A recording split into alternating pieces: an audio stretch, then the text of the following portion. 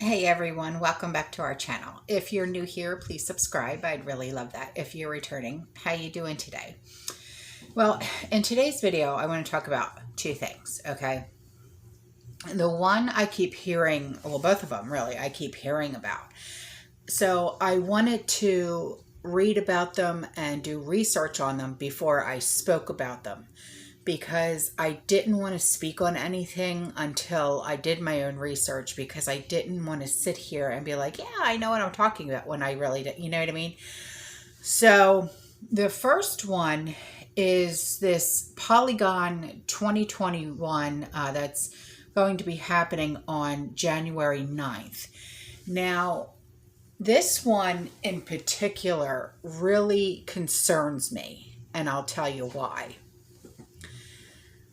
The reason why this one concerns me the most is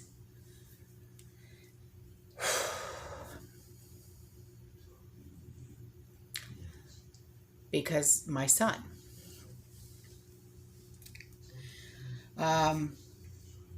One, you guys know he's not here right now. Why? Where is he? He's at Camp Lejeune. Two, he starts school on July 9th. So, yeah, this is raising a lot of red flags for me. This is raising a lot of concerns for me. So, you know, as a mom, as a prepper, as everything, you know, that I am and who I am just concerned all the way around. Okay. Now, what I did find was concerning within itself. Okay. And what I'm going to read to you is one of the most informative articles that I did find, because when I was looking and reading and everything else, it was like, yeah, here's what it is, blah. You know, it was one of those. And I'm like, no, that's not what I'm looking for. So this is what it says, okay? The World Economic Forum, or WEF, will stage another cyber attack exercise as it continues to prep for a potential cyber pandemic that founder Klaus Schwab says will be worse than the current global crisis. The SolarWinds hack served as a wake-up call to the supply chain attack vulnerabilities still present in public and private organizations. And it served as a warning that the next breach could be exponentially worse in spreading through any device connected to the internet. So this is like, you know, your phone, your tablet, your iPad, your iPod, you know, like your little music thingies, you know, TVs, laptops, computer, anything. Your little gaming console things, you know, Xbox and PlayStation, and you know, anything that you're even your kids have, anything and everything. Like when I was just talking to my son, he said, Mom, I had to buy a laptop. I said, oh, what'd you get? He said, a Chromebook. And I said, oh, okay. He's like, yeah, it was $250. You know, he said, I got it at the PX because, you know, I start school on July 9th. And I'm like, oh, this date, that it's like July 9th. It's like that date just keeps coming up, like 2025, this date, you know, like the year 2025, it keeps coming up. You know, it's one of those. So, following up on last year's Polygon cyber attack exercise, an event aimed at preventing a digital pandemic, the WEF has announced that the 2021 edition will be taking place on July 9th. So, here we go. July 9th, 2021. Andrew starts school July 9th at Camp Lejeune. And I'm like, oh, God, here we go. It's that sick feeling. I can't get to him. He's going to be able to come home. Why? Because he starts engineering school. Go. It's one of those. You know what I mean? And I know you guys know what I mean because you're all parents, you're all grandparents, your aunts, your uncles. You know what I mean? You all have that connection with someone who, you know, is in school, starting school, or whatever the case may be, or they're in the military, and you know what I'm talking about. So you can't sit here and say, I don't know what you mean. I don't know that feeling, because you can't say that. You know what I mean? But anyway, so this year, the Cyber Polygon 2021 will simulate now they say fictional here, okay? Cyber attack with participants from dozens of countries responding to a targeted supply chain attack on a corporate ecosystem in real time. Now, when they say fictional, is this like, okay, here's a taste of what it's going to be like, and then whammo? You know what I'm saying? Like, are they going to be like, okay, you know, and then here's the real thing, and then wipe out?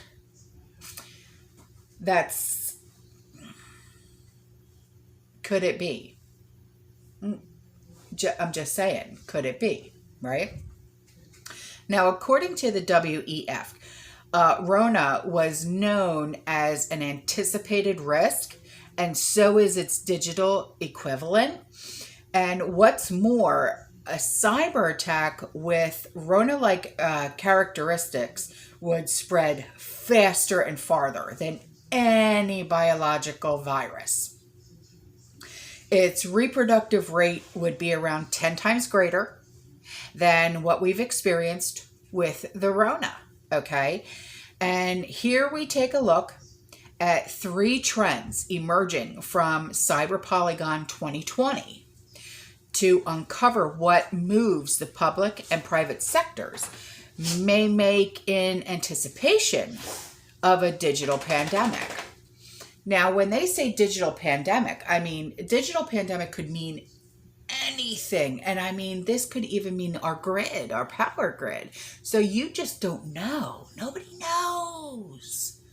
Nobody knows. But they've hit just about everything else. They really have. So really the only thing that's left is our power grid.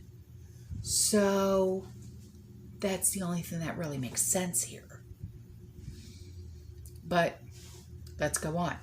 So where did the notion of a cyber pandemic come from? An anticipated cyber pandemic. In his welcoming remarks at Cyber Polygon 2020, WEF founder Klaus Schwab warned about a coming cyber pandemic that would be worse than the current global crisis. We all know, but still pay insufficient attention to the frightening scenario of a comprehensive cyber attack, which would bring a complete halt to the power supply. Here we go. Transportation, hospital services, our society as a whole, he said. So he just touched on the one thing that I feel is next. I don't know. Maybe I'm wrong. But I'm not the only one to say this. Jeez. So the Rona crisis would be seen in this respect as a small disturbance in comparison to a major cyber attack. Well, yeah, because, I mean, our whole way of life would just be like knocked. I mean, whoa. I mean, it would be gone. Because think about it. Everything in our lives today, everything is electronic. The way we pay our bills, the way we communicate with each other, the way you guys find out what's going on with current events. Everything, even our shopping, everything would be gone. So Schwab added, it is important to use the Rona crisis as a timely opportunity to reflect on the lessons of cybersecurity, community to draw and improve our unpreparedness for a potential cyber pandemic.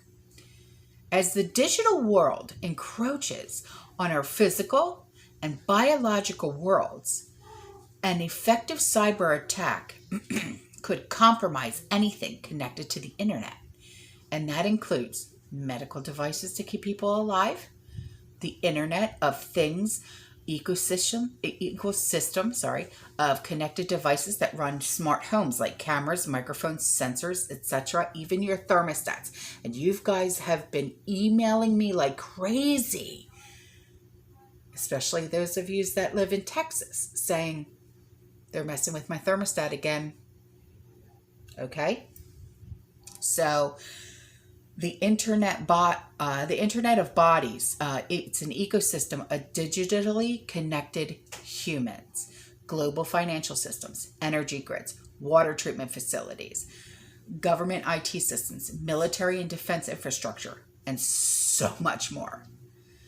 So currently, the only way to stop the exponential propagation of a COVID-like cyber attack threat, according to the WEF, is to fully disconnect the millions of vulnerable devices from one another and from the internet.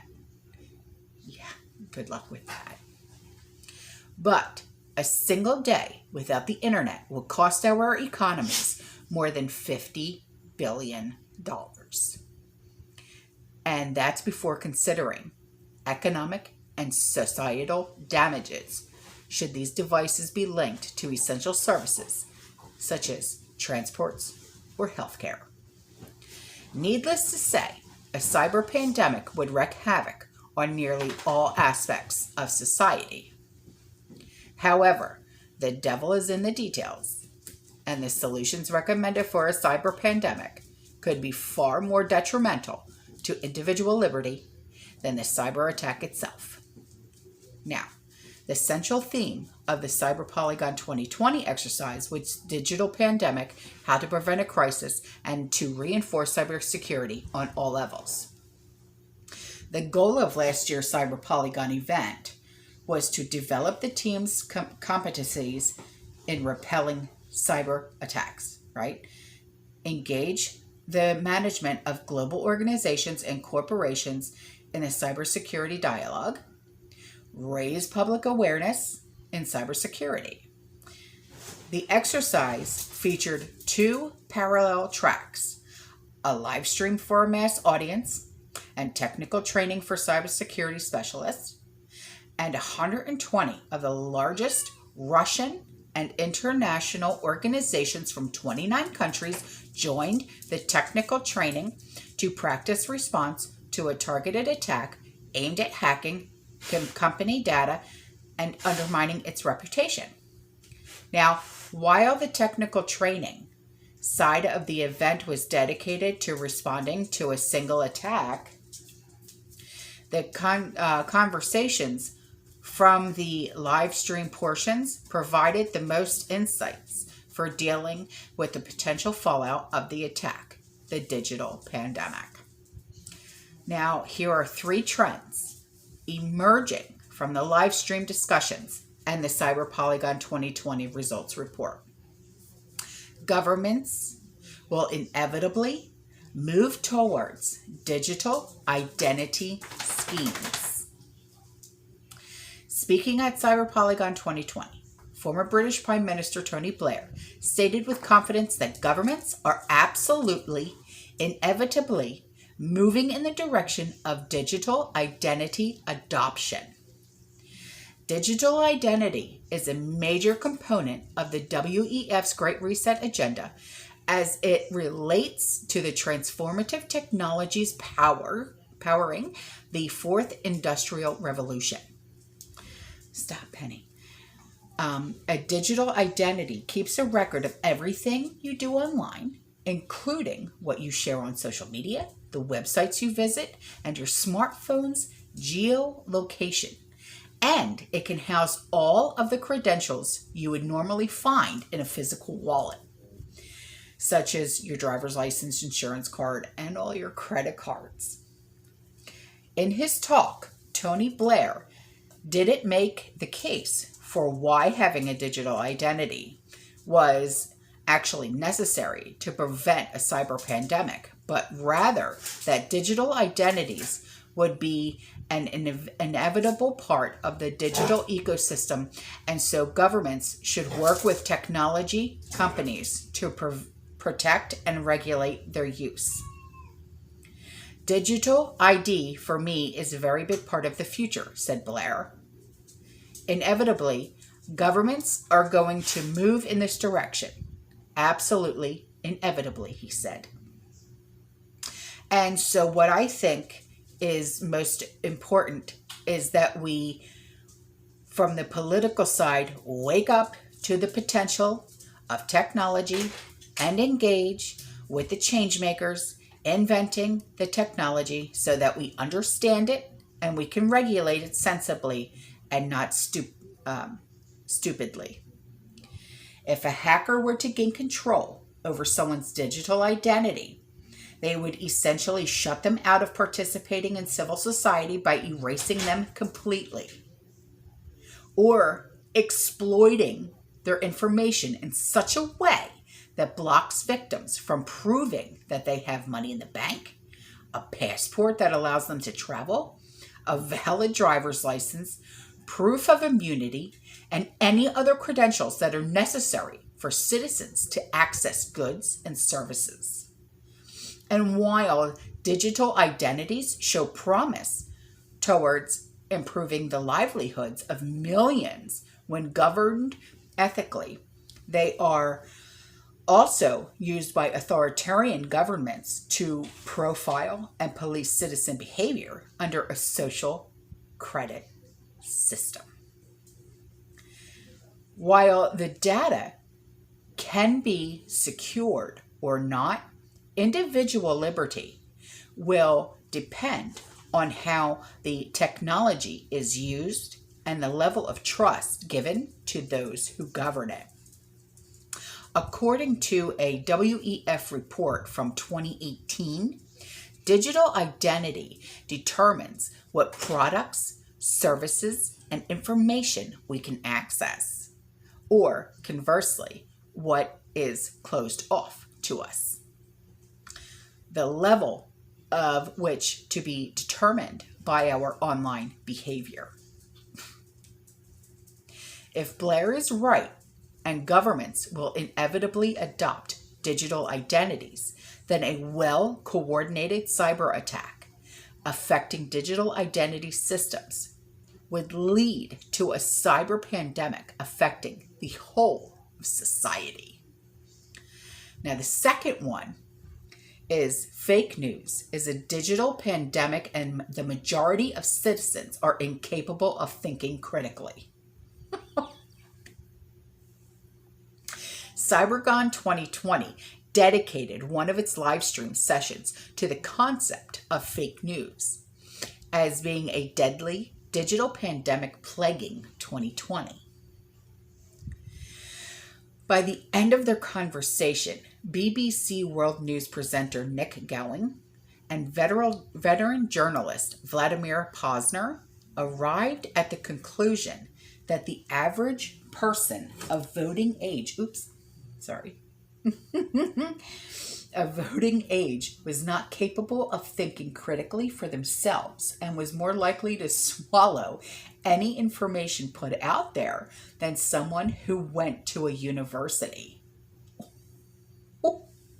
But Gowing and Posner agreed that the majority of citizens were uneducated, were not well read, and hadn't traveled enough to know the difference between what was fake and what was real. Oh my God. That's crazy.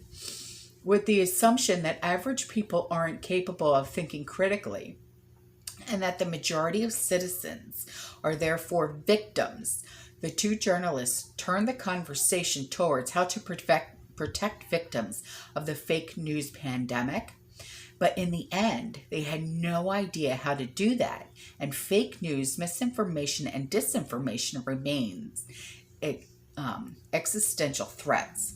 Cyber Polygon 2020 didn't use any concrete recommendations with regards to dealing with fake news. However, the WEF-led Event 201 coronavirus pandemic simulation did recommend that governments will need to partner with traditional and social media companies to research and develop nimble approaches to countering misinformation. Oh, you mean the fact checkers?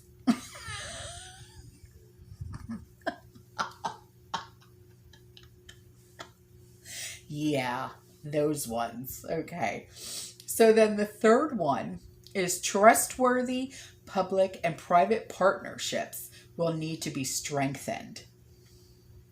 Lord. So, establishing trustworthy collaborations among the public and private sectors can help prevent a digital pandemic, according to the Polygon 2020 report. A critical situation cannot be tackled by an organization or lone individual. In a highly interconnected world, a single cyber attack can spread exponentially across the global community. This situation can be prevented by promoting collaboration between the public and private sectors and law enforcement agencies. Furthermore, efficient interaction requires the implementation and regulation of a range of standards, the exchange of information, and establishing trustworthy relationships.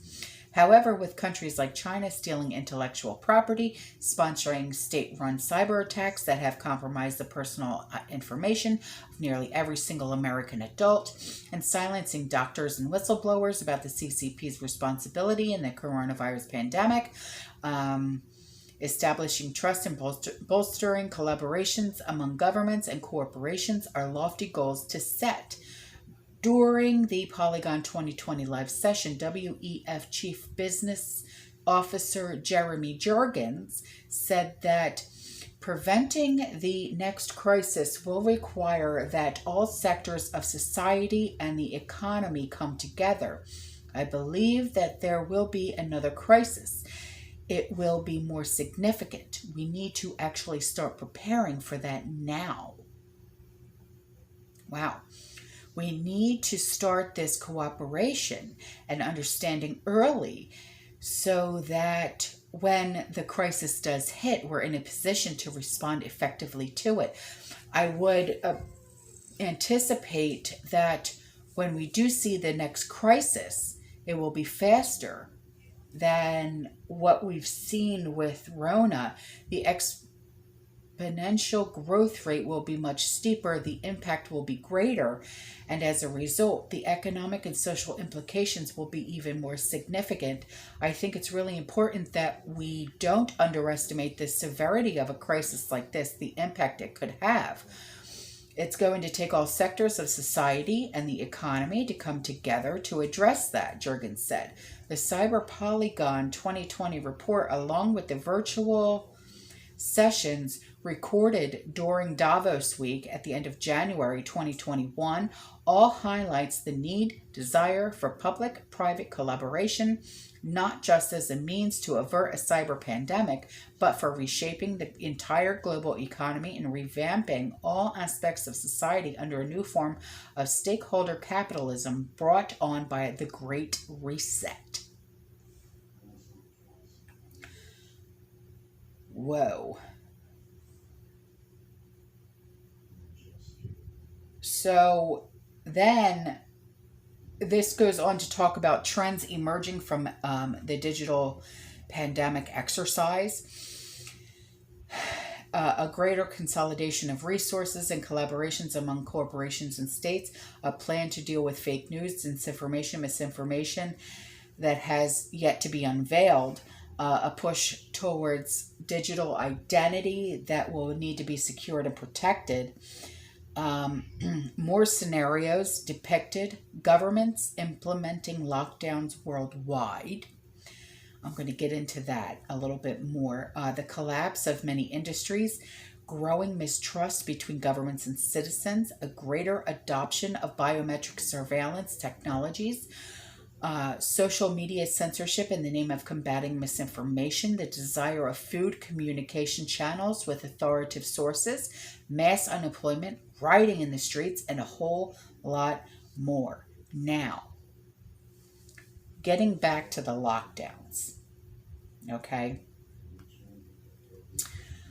I kept hearing, all right, about these climate lockdowns, okay? And with this July 9th coming, all right, and my thing is that I have a feeling that it's going to be the power grid, okay? And they're not just going to like shut us off completely, okay? I've said that in the past. I'm not the only one to say that, okay, with this cyber attack, okay? And what I feel is going to happen is they're going to test the waters. And then, okay, and I'm not done talking about this, okay? Yes, I am going to do another video on it. But with all of this, I feel what they are going to be doing is preparing us. Like, this is what's coming. But they don't want to say what's coming. But we all know it's coming. Because we're not the stupid ones here. We're not the crazy ones here, right? We keep hearing about these climate lockdowns. And I feel that this is what we're being pushed towards, climate lockdowns. But they're not going to call it a lockdown because that'll scare the hell out of people. What I think they're going to call it is a climate confinement. And there's an economist, okay, and her name is Mariana, and that's Mariana. And her last name is Mazzucato, and that's Mazzucato, okay? And this is what I found, okay? On the basis of Rona has gone so far as to explain that in order to protect ourselves, governments should apply climate lockdowns. Some of the measures of these lockdowns would limit the use of private cars, ban red meat consumption, and impose extreme energy-saving measures, while fossil fuel companies would have to stop the drilling. Okay? All of this, she says, will be required if we were not able to reform our economic structures and do capitalism differently.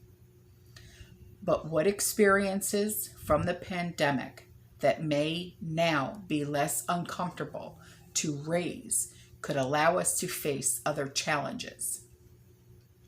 Lessons learned to address the climate crisis. Some measures applied with varying degrees of success during the pandemic could be applied for use in dealing with some of the most challenging effects of the climate emergency. Protecting the most vulnerable group by adapting and implementing new social protection mechanisms such as minimum living income, UBI, improving responses to the demographic challenge and depopulation. And we've been talking about this, and this is supposed to happen by 2025 in the US by 70%. Okay, I've said this before, and I'm not the only one to say it. All right. I mean, I know that this is a lot to take in, but I had to get it all in. I had to. Now, many families and workers from urban environments have moved to rural and inland areas, improving the adaptability and responsiveness of health systems and of other administration and governance structures to emerging crisis, discovering our capacity as a society to accept the restriction of the exercise of fundamental rights for the common good. Has the learning experience been positive? And will we emerge stronger? The social and political noise might at times tell us no, but in the long run, we will have to. So with that, I will be bringing you another video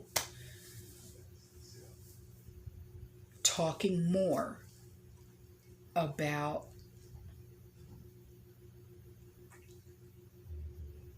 this, okay? About what's coming next. And I know that it's a lot to take in and it can get overwhelming, and I get that, and I'm sorry. But I had to get it all in. I really did. I love you. I'll see you in the next one. Stay safe, stay positive, keep prepping, and as always, fear less. Oh, Penelope, geez, Zoe.